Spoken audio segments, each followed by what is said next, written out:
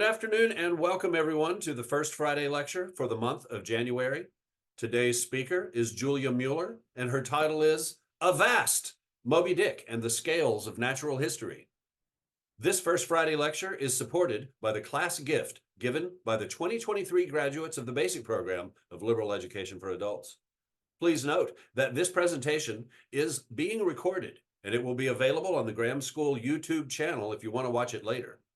Also, please be aware that you will not be able to unmute your microphones during the presentation as a courtesy to our speaker. You will be able to ask questions by typing them into the chat box. You can do so at any time during the presentation. Questions that you type in the chat box, I will keep track of, and then I will pose them to Julia at the end of the lecture during our question and answer period. During the presentation itself, as I say, all will be muted except for our speaker. Julia and I will be able to see your video, but we won't be able to hear you. So if you choose to leave your video on or to turn it off, it is entirely at your discretion. Julia's video will be spotlighted for the most part during the presentation. Consequently, the best way to view the lecture is to select speaker view instead of gallery view. Today's lecture is being sponsored by the Basic Program of Liberal Education for Adults at the University of Chicago's Graham School. My name is Kendall Sharp, and I'm the Cyril O'Hoole Chair of the Basic Program. Before I properly introduce our speaker, I'd like to say a few words about the Basic Program, the Graham School, and our upcoming events. You can find links to more information in the chat box. The Basic Program is a 4-year non-credit certificate program at the University of Chicago's Graham School of Continuing Studies. Graham offers an array, there's my array, Graham offers an array of programs besides the Basic Program. Since 1946, we have offered our students a rigorous liberal arts curriculum based on the principle of direct engagement with original thinkers in their original texts. Through focused discussion and close reading, our classes provide direct encounters with some of the great works of classical and Western European culture in a dedicated community of adult learners led by experienced University of Chicago educated instructors. Winter 2024 quarter courses have just gotten underway. Week after next, on Wednesday, January 17, please make a note to attend an information session from the Basic Program's sister program, the Study in Oxford Travel Study Program. Come learn about both programs that will run in Oxford in June of 2024. Our next First Friday lecture will happen February the 2nd, when our speaker will be Jacqueline Victor. Jacqueline's title will be The Allegory of Nature in the Romance of the Rose and the Plaint of Nature. As I mentioned before, this presentation is being recorded. The recording will be available on the Graham School YouTube channel early next week. And now, I'm pleased to introduce our speaker. Julia Laurel Mueller is an essayist and scholar of poetry and poetics, natural history, film, observation, and attention. She earned a PhD from the Committee on Social Thought at the University of Chicago in 2021. She holds a BA in English and French from the Clark Honors College, University of Oregon, with an MA in Humanities from the University of Chicago. Her scholarship focuses on the poetics of observation and attention, how perception of the natural world is translated into literary form. Scholarship, criticism, and essays have appeared or are forthcoming in Bright Wall Dark Room, ELH, The Hopkins Review, Literary Imagination, Literary Matters, Little White Lies, and Menagerie. Julia joined the Basic Program instructional staff in the autumn quarter of 2023. She lives in West Virginia. Now it is my pleasure to turn things over to Julia. And I will spotlight you. Thank you, Kendall. So I just want to start by really thanking Kendall for inviting me to give this First Friday lecture. I decided to take this as an opportunity to think about the text that I taught in the fall alongside my students. So I also just really want to thank the wonderful students in the American Tradition alumni sequence just for diving so deeply into this text for me, or with me. Here I go.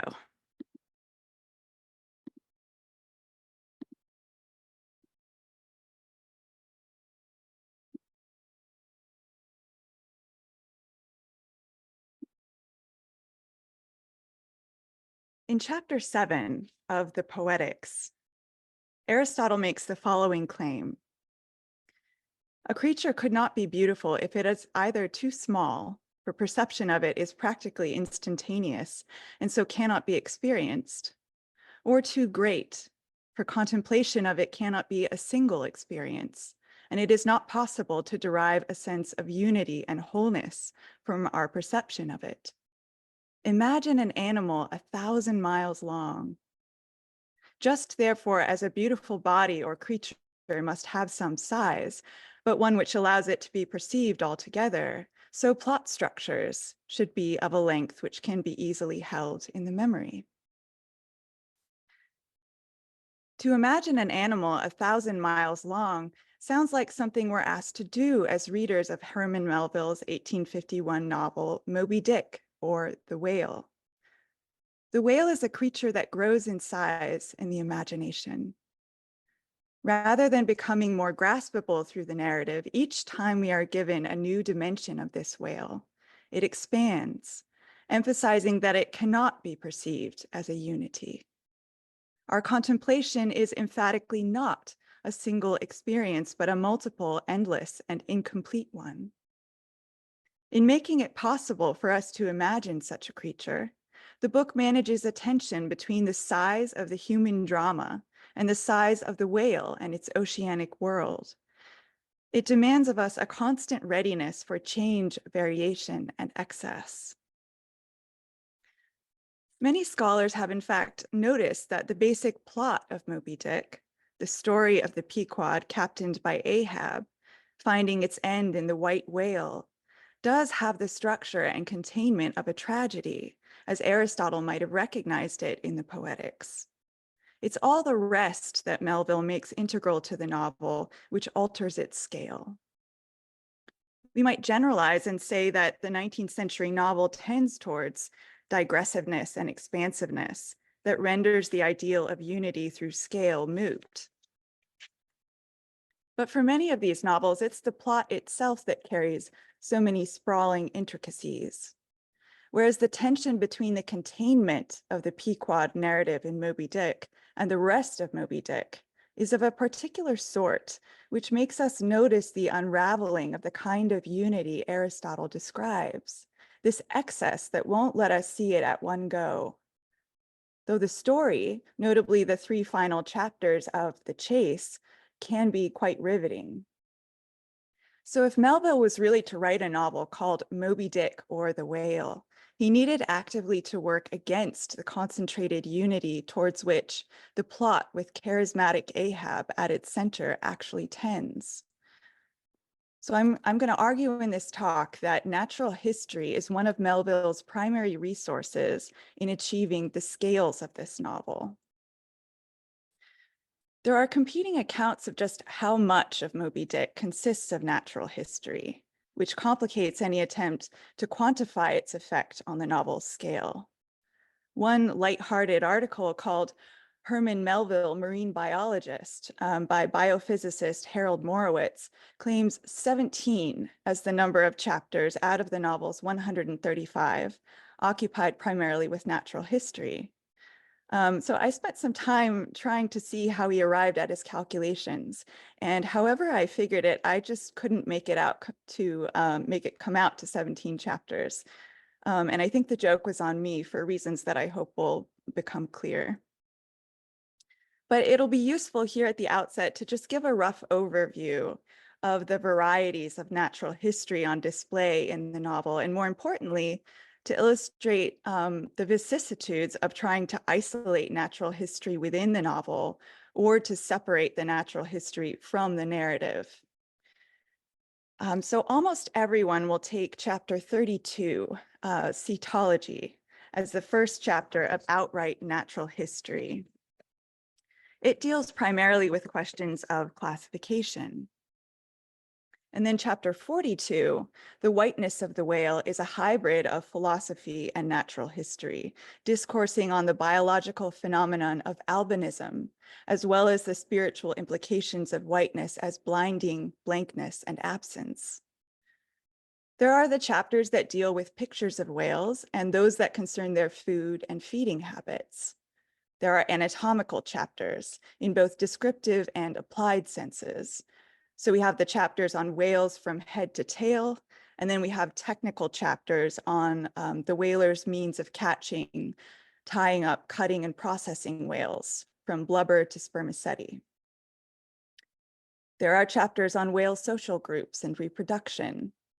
Chapter 92 discusses ambergris, which is a rare and expensive substance that builds up around indigestible squid beaks, found floating on the ocean, washed up on beaches, or in the novel's case, inside the intestines of dead sperm whales.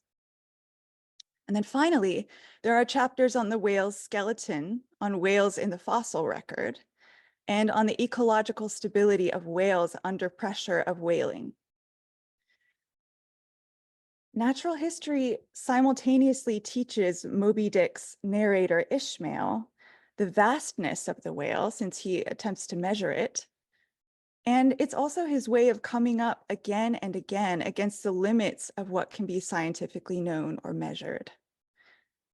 So the natural history chapters, which might at first seem to be trying to contain information about the whale and other marine life, always seem to end in openings. A bit like Socrates ending the pursuit of some rigorous, of some question in aporia. It would be easy enough to just say the whale is unfathomable and to leave it at that. But as Ishmael asserts when he begins to take the measurements of a whale's skeleton, it is important that he is, quote, not free to utter any fancied measurement he pleases. So with each exploration into the matter of the whale, he comes up against a wall, which is one way he describes the sperm whale's forehead, a limit, and only then can he say that the whale is beyond that limit in excess. Like a refrain, he comes up against this wall again and again. There are those who find evidence in this pattern of Melville asserting just the limits of scientific knowledge, putting science in its place. I think it's more than that. I think the realm of facts exerts a force. So on the next slide, you'll see just 3 of many examples, which I won't have time to read out, but we'll come to some others in the course of the lecture. And I've italicized this refrain of ineffability and inscrutability, of coming up against that wall again and again. In the rest of the talk, I'll consider first what natural history is and how Melville makes it indispensable to the scale of Moby-Dick, with reference to Ralph Waldo Emerson and Charles Darwin, 2 divergent figures of natural history with which Melville was contemporary. And then secondly, how natural history as a conception of scale permeates the novel, not only through its most obviously marked natural history chapters, but also in less obvious ways that have to do with the exposure of human beings to the vastness that exceeds them. So, what is natural history? A recent definition from the University of Chicago Press volume called The Essential Naturalist, Timeless Readings in Natural History calls it simply, quote, the systematic study of natural organisms through observations. In the context of modern science, natural history can have a faintly antiquated connotation. But there are still practicing naturalists, though there may be some debate around the precise contemporary meaning of the term. More particularly, it has associations with ancient texts like Aristotle's History of Animals and Pliny the Elder's Natural History, the latter of which included not only animals, plants, and geology, but also astronomy, agriculture, and art, and drew on a combination of observation, hearsay, collective wisdom, and speculation. So Pliny's variousness and sort of hodgepodgery might actually provide a fruitful comparison for a novel with as many and various modes as Moby-Dick. In Melville's own historical context, 2 naturalists come to mind, each of which can help us to illuminate something distinct about the uses of natural history in Moby-Dick. These are the American essayist, philosopher, and public intellectual Ralph Waldo Emerson and the British naturalist Charles Darwin. So I see Melville and his narrator Ishmael on the cusp between two traditions of natural history. The earlier tradition of natural theology, so the study of the natural world, the creation, specifically as authored by and with reference to the creator, which extends at least back to the 17th century in the work of John Ray, and then continues to change and evolve through, for instance, the essays and lectures of Emerson. And then a later tradition marked by the paradigm shift of evolutionary theory with Darwin's 1859 On the Origin of Species by Means of Natural Selection as its landmark text. Though Melville certainly read works by both Emerson and Darwin, and he even attended one of Emerson's lectures, my point is not to trace any direct influence of these naturalists on Melville's thought and writing. My point is to compare how these versions of natural history conceive of the scale of nature and then the scale of human beings in terms of time and space, but also in terms of significance. I think Melville's language, his idiom, at times sounds more like Emerson than like Darwin, but that ultimately his sensibility is closer to Darwinian than Emersonian. And as we'll see, though Melville admired Emerson as a bold and expansive thinker, what he would call a thought diver, his more deliberate echoes of Emerson's language are at least partially parodies. For our purposes, the crux of these comparisons is once again the question of scale. For Darwin's natural history is based on the accumulation of many facts and observations set to work in a narrative of vast timescales on which life forms imperceptibly arise and evolve. In this narrative, human life has no exceptional origin and no exceptional role. And the history of life takes on a scale in which human beings grow vanishingly small. In Emerson's view of natural history, the scale of the human is amplified, not in the sense of a hierarchy, but in the sense of pervasiveness. So Emerson left the Unitarian ministry in 1832 and proclaimed that he would become, quote, a naturalist after a revelatory visit to the Cabinets of Curiosity at the Museum of Natural History in Paris in 1833. He found it wonderful how the human mind could fathom the exquisite order of nature. In the second of two essays called Nature from 1844, he wrote, "Man carries the world in his head, the whole astronomy and chemistry suspended in a thought. Because the history of nature is charactered in his brain, therefore is he the prophet and discoverer of her secrets." Emerson saw natural history as fundamentally ennobling of humanity, an activity and an important part of education, which could help to, quote, explain man to himself. In the earliest of Emerson's natural history lectures, which was delivered in 1833, he said, quote, "The knowledge of all the facts, of all the laws of nature, will give man his true place in the system of being." Emerson is explicit about a proper order of values, what that true place is, when he clarifies that, quote, "With all my honor for science, so much the greater is my respect for the observer man than for anything he observes, that I esteem this development of character, this high unconditional devotion to their cause, this trampling underfoot of everything pitiful and selfish in the zeal of their pursuit of nature, to be worth all the stars they have found, all the bugs or crystals or zoophytes they have described, all the laws how sublime soever, which they have deduced and divulged to mankind." Emerson's views are what we might now call pejoratively anthropocentric, but in a profounder, I think, and more mysterious sense than I at least usually mean when I use that term. On the one hand, Emerson objected to the model of human alienation and separation from nature, just as Darwin would. But Emerson's implications for human significance are almost exactly the inverse of Darwin's. Emerson figured nature after the tradition of natural theology as a book, as in the book of nature. He also figured it as a face. After he has declared that it seems to have been designed, if anything was, that men should be students of natural history, he goes on to assert one of many versions of the harmony he discerns. And as if to secure this end, in the constitution of all men, the eye is so fitted to the face of nature, or the face of nature to the eye, that the perception of beauty is continually awakened in all places under the most ordinary circumstances. It is here that I would insert a wedge between the natural history of Emerson and that of Melville. For it is a central mystery of Moby-Dick that, quote, the whale has no face.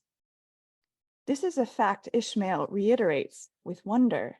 The ascription of a face to non-human entities is often called anthropomorphism, or in rhetorical terms, personification. But Ishmael turns the tables when he says in chapter 76, the battering ram, that the head of the sperm whale is, quote, a dead, blind wall without a single organ or tender prominence of any sort whatsoever. This isn't a statement of degradation, but of wonder because, quote, there swims behind it all a mass of a tremendous life. But before I continue to insert that wedge between Emerson and Melville, let's consider the wedges that Darwin famously inserted into the face of nature. In the third chapter of On the Origin of Species, on the struggle for existence, Darwin developed this figure of the face of nature in strange and unsettling ways. With the first instance of this face, he warns us pretty gently away from a fond habit. We behold the face of nature bright with gladness. We often see superabundance of food.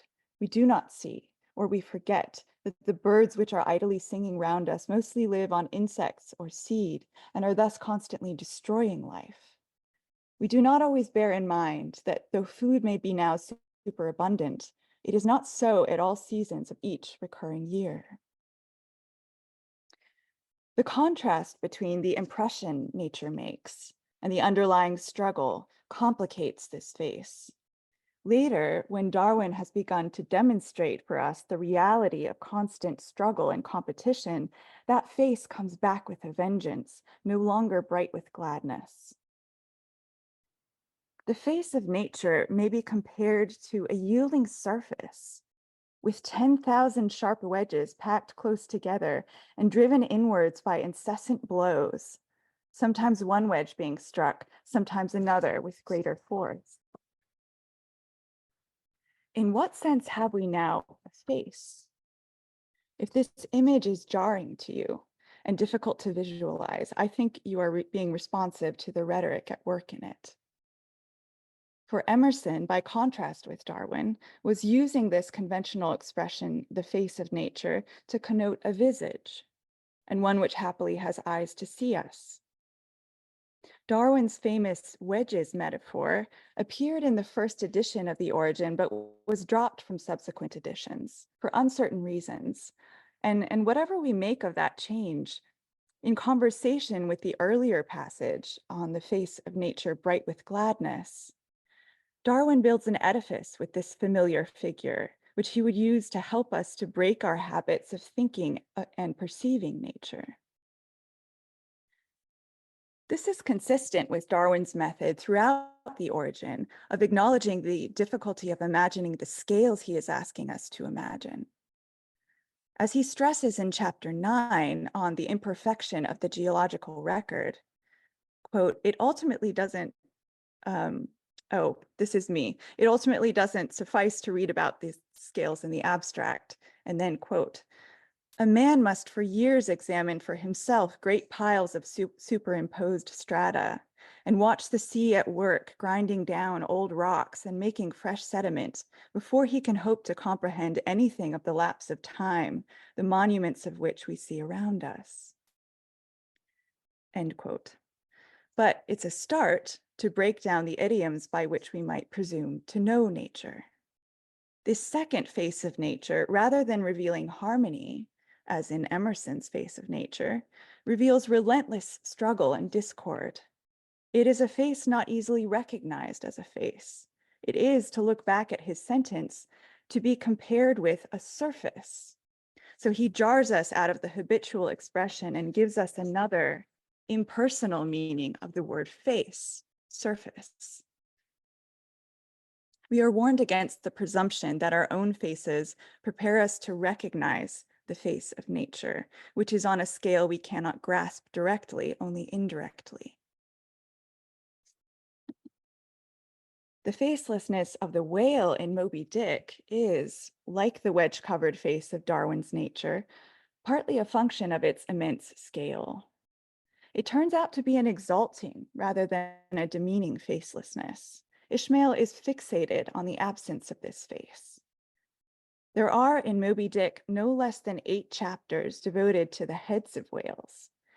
And in chapter 86, the tail, Ishmael tells us twice that the whale, quote, has no face. In chapter 79, the prairie, he focuses on the great brow of the sperm whale. Playing with Lavater's pseudoscience of physiognomy, he suggests the whale's profile bespeaks its genius. And once Ishmael has made this bold claim, he proceeds to dismantle the science from which he made it, not so much to retract, but to retrench. Physiognomy, like every other human science, is but a passing fable. If then, Sir William Jones, who read in 30 languages, could not read the simplest peasant's face in its profounder and more subtle meanings, how may unlettered Ishmael hope to read the awful Chaldee of the sperm whale's brow? I but put that brow before you. Read it if you can. This mystical brow of the sperm whale in Moby-Dick takes both of Emerson's most resounding figures, nature as a face and nature as a book, and inverts or mocks them. The whale is figured without a face, and then his forehead is pleated with riddles, written in an ancient biblical language. And I think Ishmael's read it if you can here is less an invitation or a gauntlet thrown down than an indication of a real limit touched. So we've seen that for Darwin, the face of nature was also a scene in which to dramatize the fundamental struggle for existence, precisely there where we might be tempted to find harmony. It is in this perception of struggle and discord, too, that the vision of nature in Moby-Dick most resonates with Darwin's. However, Moby-Dick is filled with divinity. It is not Emerson's divinity, but a divinity which is impossible to disentangle from the demonic and diabolical. The divine he associates not with harmony, but with a kind of dreadful and destabilizing force. Sometimes it is the whale itself, which tended to lower rather than ennoble a human being. The preponderance of Old Testament references in the novel also suggest a greater affinity for this dreadful and inscrutable divinity. In particular, as I'll return to at the end of this lecture, the ever humbling divinity of Ecclesiastes. It was Emerson's faith in the harmony of humanity with the world, his fundamental optimism and idealism, and therefore his tendency to negate the power of evil, that Melville found least convincing. In his copy of Emerson's lecture, Considerations by the Way, Melville read that, quote, the first lesson of history is the good of evil. And then Melville penciled in the margin, he must make that good somehow against the eternal hell itself. The sense of the world we get in Moby-Dick is not of a universal unified in goodness, but of an excess, a thing which is altogether too much for us, and which we are too much in. Parallel to Darwin's transition from that face of nature, bright with gladness, to the yielding surface with 10,000 sharp wedges, Ishmael in The Whiteness of the Whale turns from, quote, whatever is sweet and honorable and sublime in whiteness to a quality that, quote, lurks in the innermost idea of this hue, which strikes more of panic to the soul than that redness which affrights in blood. Like Darwin, Ishmael tells of a world behind or beyond the apparent, which does not embrace or ennoble us, but terrifies because we are nothing to it. We delight in colorful nature, Ishmael notes, and yet, quote, the great principle of light forever remains white or colorless in itself. And if operating without medium upon matter, would touch all objects with its own blank tinge. And so the wretched infidel gazes himself blind at the monumental white shroud that wraps all the prospect around him. So as with the genius sperm whale's brow, which has a fearful grandeur but no face to recognize, the whiteness of a snowy landscape contains, quote, a dumb blankness full of meaning and a colorless, all color of atheism from which we shrink. Franz Kafka, reputedly, in answer to the question whether there was hope for the universe, replied, oh, plenty of hope, an infinite amount of hope, but not for us. Similarly, the loveliness of the whale in its whiteness is not false, but because we are not equal to it, because contra Emerson, it is in some sense not for us, it appalls, and that's Ishmael's word. Natural history allows Melville to realize the scale of the whale, as well as the scale of the continuous ocean, vaster than any landmass. It's axiomatic that the ocean takes up more than 70% of the earth, and also hostile to human habitation, and for vast stretches without a feature the eye can fix on. But natural history also allows him to realize a different scale of humanity with respect to these vastnesses. Captain Ahab may be a figure larger than life, but it is the peculiar achievement of the novel that he is swallowed up in the end in the whale. Ishmael alone survives. Ishmael, the amateur naturalist and passive observer, the mercurial voice, a lowly crew member with only the 300th lay of the prophets, which the Pequod, of course, never makes. And a lay, for those of you who need to brush up on your whaling vocabulary, is a share of the prophets, as Ishmael tells us, proportioned to the degree of importance pertaining to the respective duties of the ship's company. So just for comparison, Queequeg, the Pacific Islander harpooner who becomes Ishmael's bosom friend early in the novel, is set down to receive the 19th lay, so quite a bit larger than Ishmael's.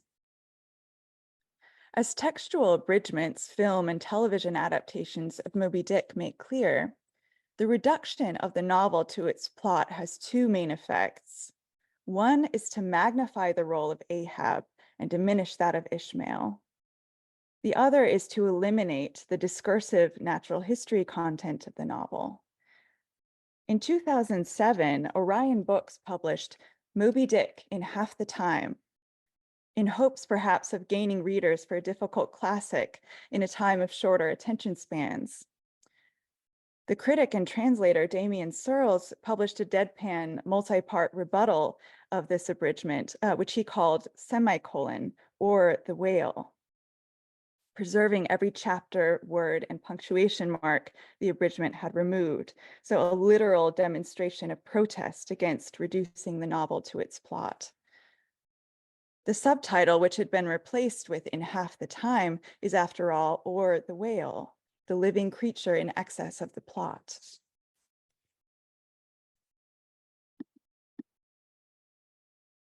It is Ishmael who will never let us forget this excess. The voluminous modernist poet Charles Olson, a man of excess himself, author of the Maximus poems, published a classic study of Moby-Dick in 1947 called Call Me Ishmael.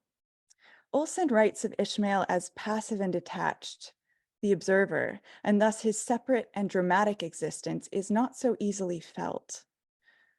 Olson proposed that this elusiveness of dramatic existence gave Ishmael a status parallel to the chorus in Greek tragedy. I would say Ishmael's intermediacy between detached narrator and implicated crew member also allows Melville to set natural history in motion in the novel. Ishmael, as the voice of natural history, is neither fully earnest and pedagogical, nor fully mocking and dismissive of the kind of knowledge the systematic naturalist has to offer. And I think it's important that he's an amateur naturalist. He can't be full-time, so to speak. I agree with Olson that Ishmael can function like a chorus, and yet Ishmael is also there nearly dying after the first lowering, which is the first unsuccessful attempt by the crew of the Pequod to kill a whale. And he is there tied to Queequeg in the monkey rope, holding fast while Queequeg has to scramble about on the back of a dead whale to insert the blubber hook. And finally, he's there with his hands in the spermaceti, squeezing out the lumps. Ishmael is the only one who inhabits both realms, the contained world of the narrative and the world without. Not only because he survives to tell the tale and to become very well-read and knowledgeable in the science of whales, but because he is at once a part of the crew and yet not fully implicated. Many readers have noticed, for instance, that he can report conversations and soliloquies we have no reason to believe he could have witnessed. Now, I count myself among those who don't find this a continuity error. I don't think we need to say Melville takes over in those passages, nor do I think we're meant to imagine an Ishmael literally spying on soliloquies, private conversations, and thoughts through keyholes. Rather, I imagine an Ishmael who is there and not there, melancholy and cheerful in rapid succession, who morphs with the author and can imagine the scenes that take place, words that are spoken in his physical absence. And this is an Ishmael who can expose the human drama of the novel to the blinding whiteness and engulfing vastness of the whale. He is the one positioned to witness the expansions of scale that natural history realizes. From the masthead, which he explains is perilous on southern whale ships because they're unprovided with the cozy crow's nests, he sees the expanse. On these whale ships, Ishmael informs us, quote, "You stand upon two thin parallel sticks. Here, tossed about by the sea, the beginner feels about as cozy as he would standing on a bull's horns." This perilousness of the masthead is one of the many ways the novel evokes the mortal dangers of the activity of whaling. The particular exposure of a man at the masthead also echoes all those moments where Ishmael relates an experience in which he or someone he observes, in some sense, loses himself. This loss can be joyful and social with erotic overtones, as it is when he becomes one with Queequeg at the Spouter Inn, or when he engages in a heady romp through the spermaceti with his mates. But it can also be an existential panic. Thus, in the masthead, he describes how it can happen when a lad at the masthead at last loses his identity, takes the mystic ocean at his feet for the visible image of that deep, blue, bottomless soul pervading mankind and nature. Now, in such a moment, he sounds just like Emerson, but there's a trouble that looms, because that sensation of harmonious oneness, however true it may be, can never last.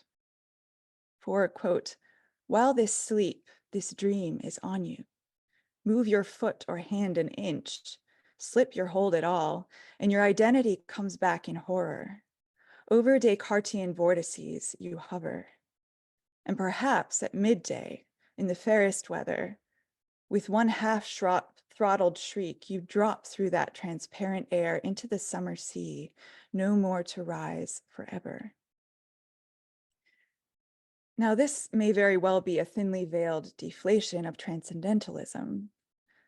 Plenty of ink has been spilt over those Descartesian vortices, drawing attention to the fact that the vortex is a recurring model throughout Moby-Dick and elsewhere in Melville's writings. One scholar, David Leonard, argues the significance of this vortex by pointing out that, quote, unlike the transcendentalists who view man as progressing toward God through nature, Melville in Moby-Dick finds man caught in the system of nature that is non-progressive, non-spiritual. God is separate from nature, and man in nature is separate from God. So like many attempts to totalize any of the philosophical references in the novel, I think we should be wary of ever thinking we have found the key to the whole in any single one of these philosophical references. To say that God is separate from nature in Moby-Dick, for instance, just leaves us without an account of the whale's own divinity. But the indifference of God is something, for instance, that poor Pip comes to know when he is abandoned for a time on the open ocean, radically exposed, and his soul descends to the depths. So exposure to the truth of that divine indifference becomes a source of madness for Pip. For Ishmael, that loss of identity in the vastness of the ocean and contemplation of the whale is a recurring theme. I think Melville recognized the loss of identity as a reality, but not, as it was for Emerson, an emancipating one. What all this has to do with natural history is once again a question of scale. Darwin could experience the wonder of his own unimportance, a self-forgetfulness when he was absorbed in the act of observation, humbling himself before the barnacle, the coral, and the earthworm. But the implications of Darwin's natural history for the individual human also have to do with its implications for the human species, a gradual apprehension of the indifference of nature to oneself. While individual differences turn out to be quite important in Darwin's discussion of natural selection, the timescales over which natural selection acts are inaccessible to an individual lifespan. An individual contributes to the evolution of the species, but does not participate in it. Hence the recurrence throughout the origin of such adverbs as insensibly and imperceptibly. For Ishmael, the individual human contemplation of the scales of natural history leads to a precipice on the verge of self-annihilation. Because to look out at the expanse is to experience his own mere non-existence. The scales of natural history are geological. And indeed, Melville was influenced, probably more than by either Emerson or Darwin, by the writings of Charles Lyell, the great geologist and mentor for Darwin. Lyell's expansion of geological timescales is a critical foundation for Darwin's expansion of biological timescales. Consider that Ishmael has his representative melancholy young sailor at the masthead recite lines from Lord Byron's long narrative poem of a melancholy traveler, Childe Harold, altering them slightly to his purpose. And see if you can guess which word is altered. Roll on, thou deep and dark blue ocean, roll. 10,000 blubber hunters sweep over thee in vain. And there's your answer.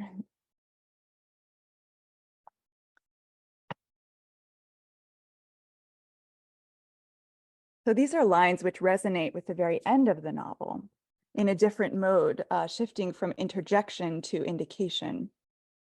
The great shroud of the sea rolled on as it rolled 5,000 years ago. The scales of the sea are spatial, but also for Ishmael, temporal. And though 5,000 years are closer to biblical timescales than to those of Darwinian natural history, the sense is of a pre-human, inhuman, indifferent ocean.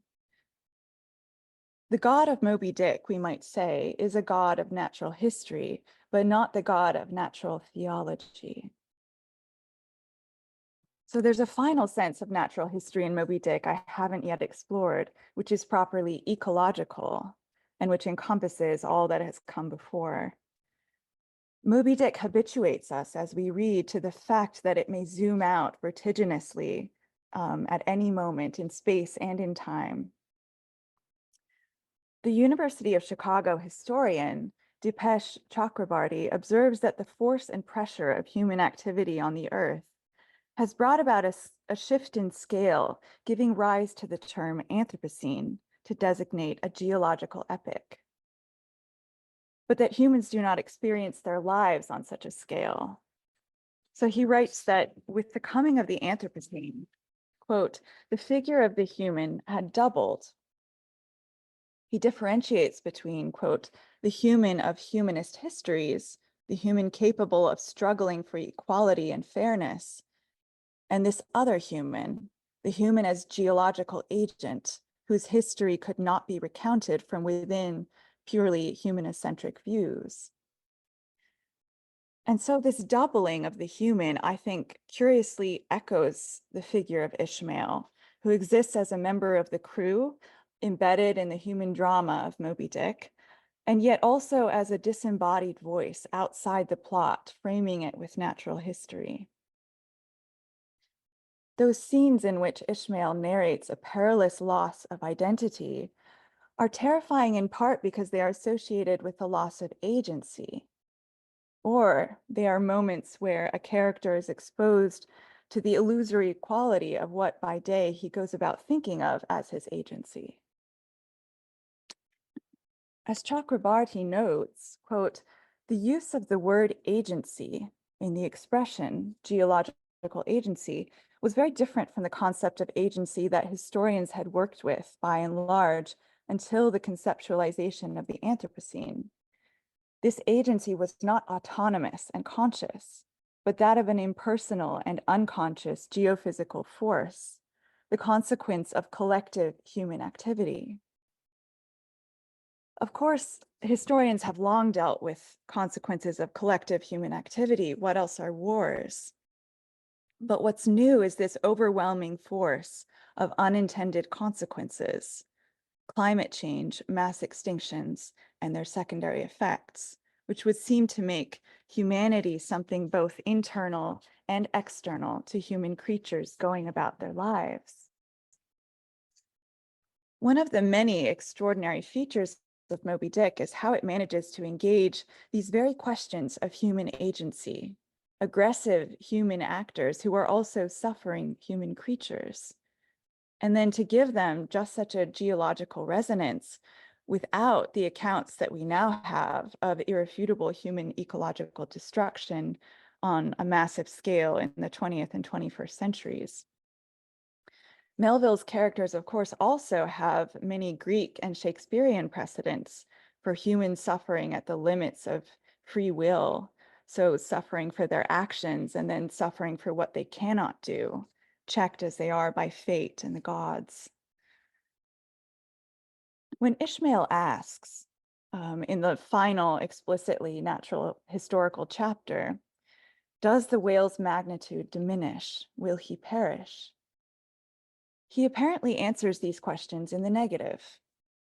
He engages contemporary debates around whether Leviathan can long withstand so wide a chase, whether the hunting of whales has led them to decrease in size, and whether it will ultimately lead to their extinction.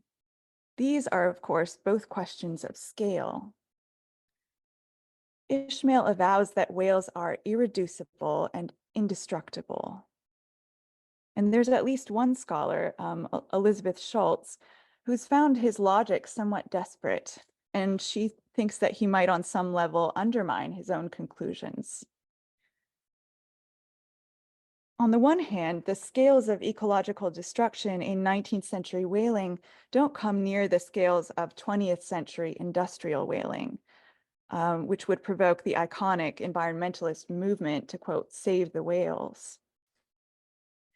So Ishmael's point that so many whale hunts end in failure had a logic similar to that of predator-prey ecology in the wild. But I'm convinced that there is a cognitive dissonance, though not a logical contradiction, between the chapters in which whales are vividly killed and Ishmael's confident assertion that, quote, "We account the whale immortal in his species, however perishable in his individuality." Just as the natural history chapters open the novel out onto a world larger than the human drama, the whales in the novel, which are not Moby-Dick, make the whale of the subtitle a more complicated and, I would argue, more vulnerable entity than our protagonist, Moby-Dick, whose reputation for ubiquity and immortality would tend to reinforce our belief in this eternal whale. The sick, blind whale, killed in chapter 81, offers the most marked contrast with the purported invulnerability of Moby-Dick and his kind. There is hardly a passage more dismayed with vain humanity than Ishmael's acerbic description and commentary here, which takes us full circle back to another permutation of that unfathomable face of nature. Quote, "His eyes, or rather the places where his eyes had been, were beheld, as strange misgrown masses gather in the knotholes of the noblest oaks when prostrate. So from the points which the whale's eyes had once occupied, now protruded blind bulbs, horribly pitiable to see. But pity there was none. For all his old age and his one arm and his blind eyes, he must die the death and be murdered in order to light the gay bridals and other merrymakings of men, and also to illuminate the solemn churches that preach unconditional inoffensiveness by all to all. Still rolling in his blood, at last he partially disclosed a strangely discolored bunch or protuberance the size of a bushel low down on the flank. 'A nice spot,' cried Flask. 'Just let me prick him there once.' Nor is Flask more villainous in this novel than the next man. Nor is the first mate, Starbuck, less culpable for having pity, since he cries to no avail, 'Avast, there's no need of that.'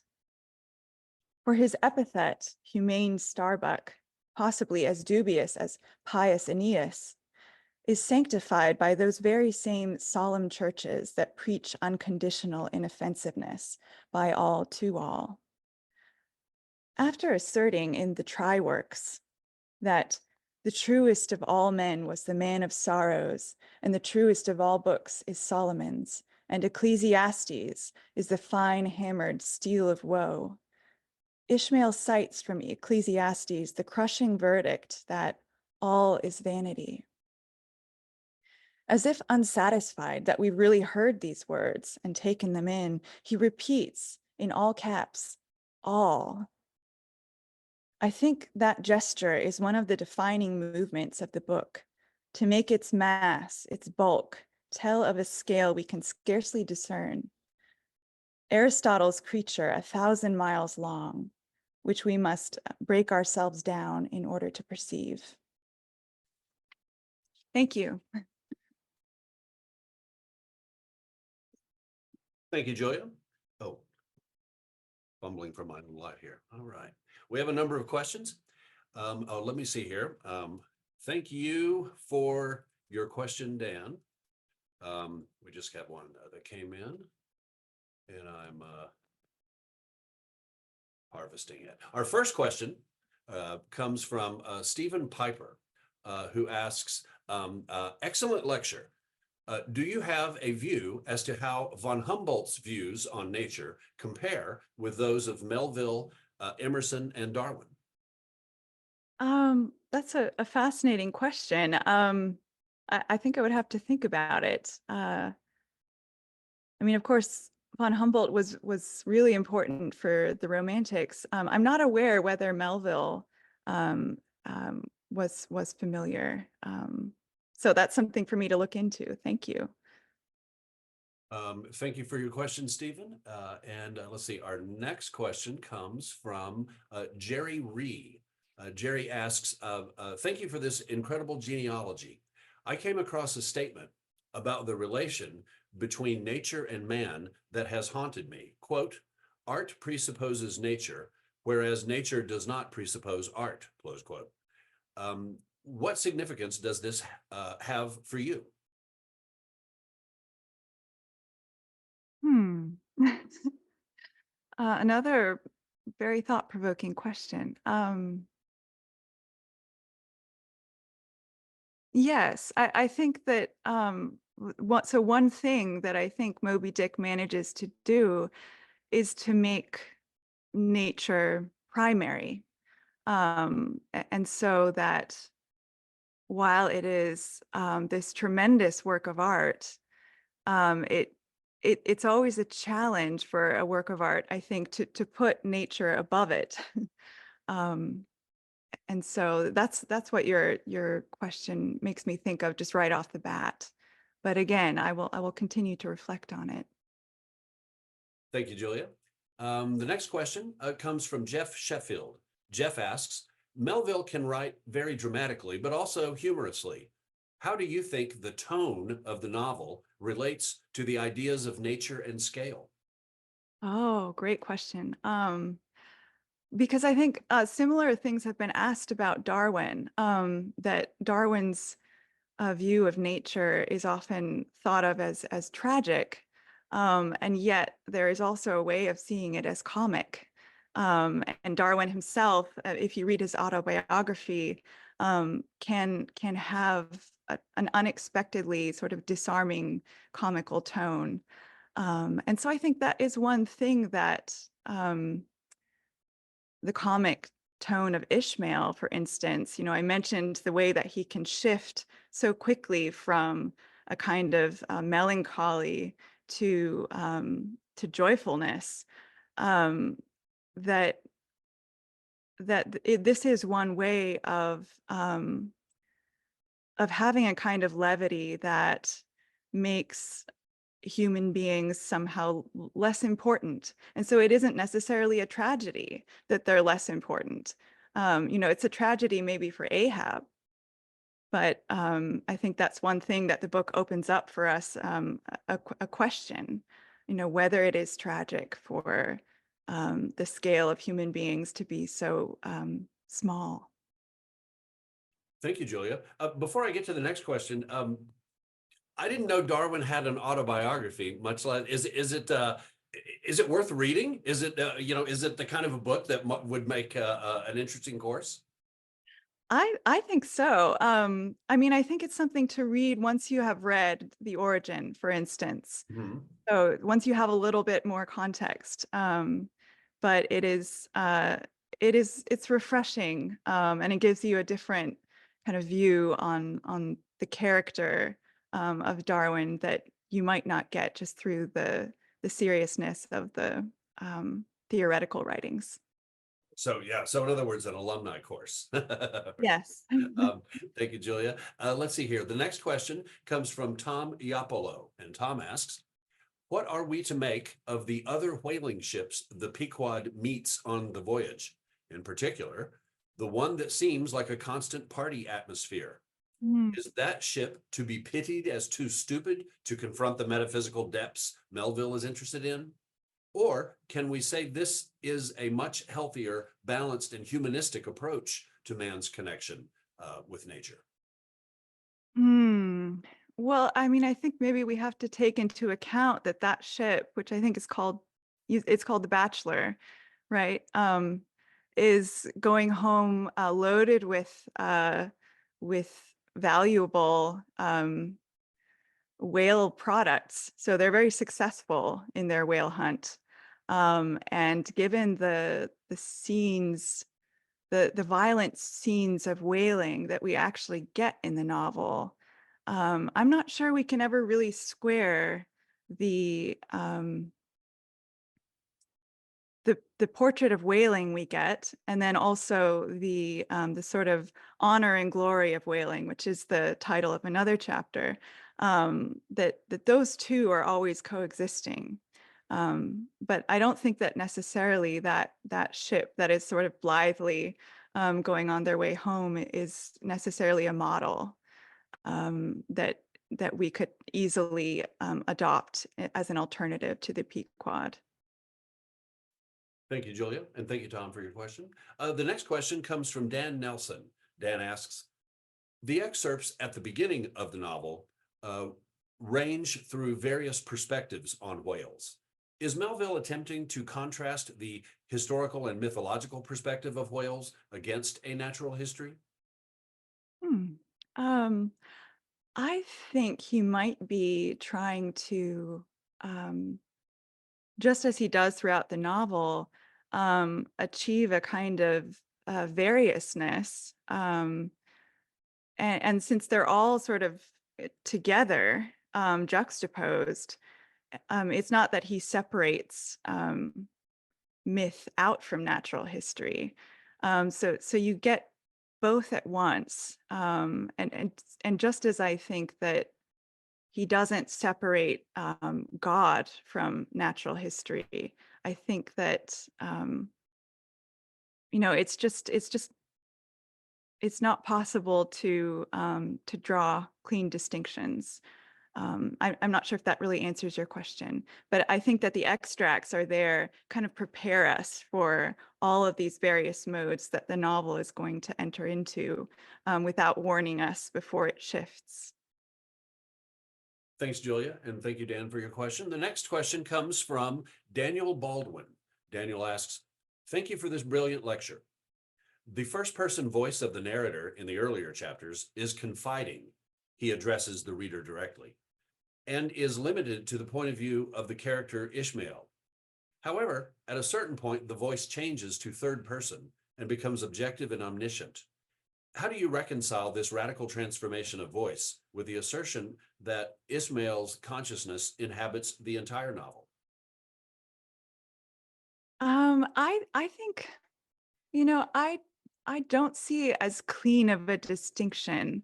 I know what you're talking about this shift, and certainly the earlier chapters have a much more kind of easy first personal confiding tone, to use your word.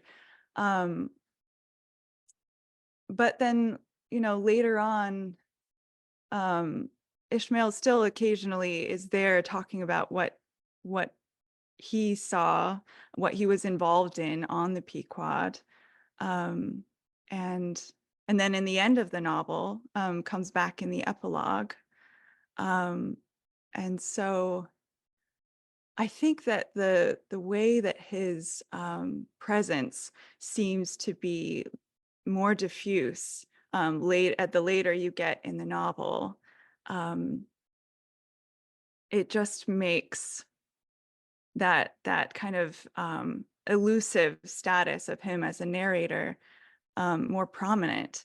And I think part of the reason why most readers who haven't heard this sort of breakdown don't necessarily notice the moment that it changes. It's not like there's one chapter where you're like, oh, where did Ishmael go?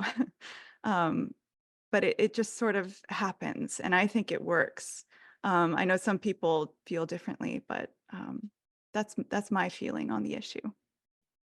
Thanks, Julia, and thank you, Daniel, for your question. The next, well, it's not really a question, but it's a comment from Nancy Houter, who says, thank you for sharing your insight and knowledge of Moby-Dick. I enjoyed hearing about the scales of natural history in the novel. Well done to Dr. Mueller and the staff at U of Chicago for presenting the lectures. I love it. So that's why I wanted to read that last part.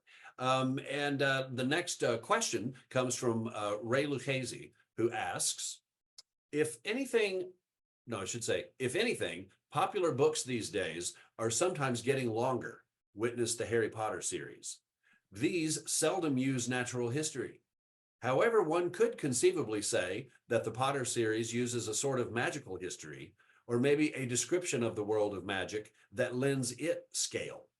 I suppose similar things could be said for science fiction or fantasy novels that use their specific cultures or environment or worldview descriptions to add scale. I guess my question might be, does the use of natural history in Moby-Dick and the other novels, use of natural quote unquote environment descriptions as crucial to the greatness of Moby-Dick, Potter series, and other fantasy novels? I mean, I think part of what is so unusual about Moby-Dick and what makes it susceptible to the knife of abridgment is that that there are these chapters of a very kind of a very different tone of discursive natural history, where it seems to be outside of the narrative in some way. And so I think that is, maybe what makes it more difficult difficult to market as a popular novel. So I'm not sure that, I'm not well read in I have read Harry Potter, but I'm not well read in the fantasy genre. So I don't think I can intelligently draw that comparison. But my instinct is to say that that there is something different about the different modes that Moby-Dick has in it. Thank you, Julia, and thank you, Ray, for your question. The next question, and it looks like the final question, unless there's still an opportunity to add a question to the chat there. The last question comes from Kurt Hines, and Kurt asks, do you think the chapters which do not advance the plot are also meant to show that for a substantial part of such a long voyage, nothing happens? Yes, I do. I'm very persuaded by that.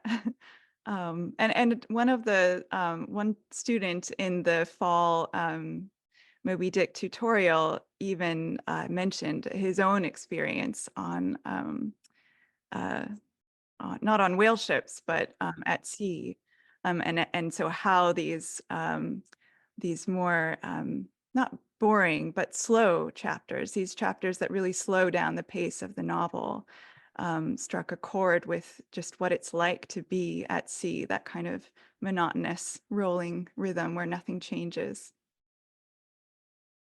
Thank you, Julia. And Kurt, thank you for your answer.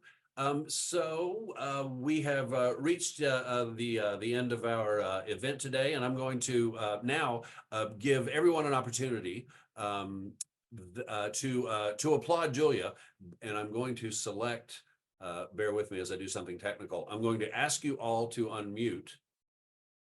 Let's see, I'll need to allow you to do that. Okay, now I'm going to ask you all to unmute, and then we'll all applaud Julia. Great lecture. Thank you. Great job. Thank you. Thank you. Thank you. Thank you. Great job. All righty, everybody. So thank you for coming. And in February, at our first Friday, which I did not mention, I did mention as part of Julia's biography that she just joined our instructional staff. And also in February, the speaker will be another brand new instructor, Jacqueline Victor. So thanks again, Julia, and thank you everyone for coming. Thank Thank you. Thank you. Bye-bye. Bye.